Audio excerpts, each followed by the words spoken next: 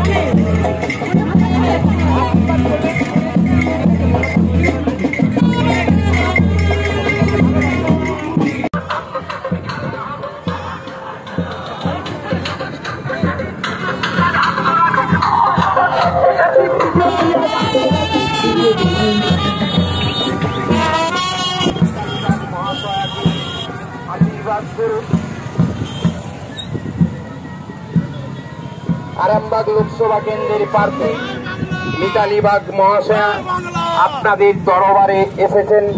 আপনারা প্রত্যেকে ওনাকে আশীর্বাদ করুন, দোয়া জানান।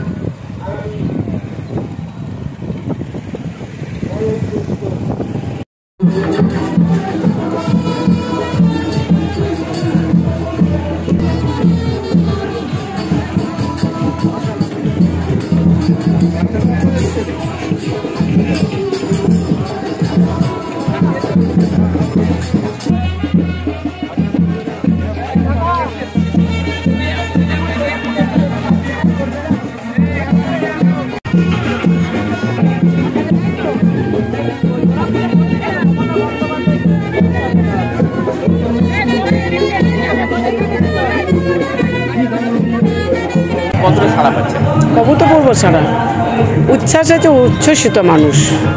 মমতা বন্দ্যোপাধ্যায় মানুষের একটা আবেগ দাঁড়িয়েছে, অন্তরে আছে মমতা বন্দ্যোপাধ্যায়।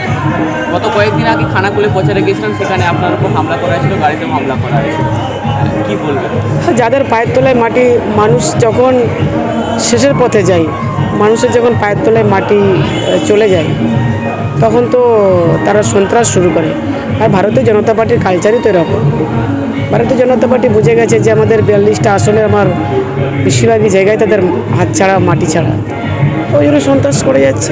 সন্দেশখালী ইস্যুকে নিয়ে কি এবার সন্দেশখালীতে মাননীয় আমাদের সর্বভারতীয় সাধারণ সম্পাদক অভিষেক বন্দ্যোপাধ্যায় তো পরিষ্কার বলেছেন। আর আপনারা তো ভিডিও ফুটেজ, আপনাদের মিডিয়ার মারফতই তো আমরা বিভিন্ন ভিডিও ফুটেজ দেখতে পাচ্ছি। আপনারাই আমাদেরকে প্রশ্ন করছেন, আপনারাই সন্দেশখালী ভিডিও ফুটেজ প্রকাশ করে দেখাচ্ছেন। এটা দুধ কা দুধ পানি কা পানি হয়েই যাচ্ছে।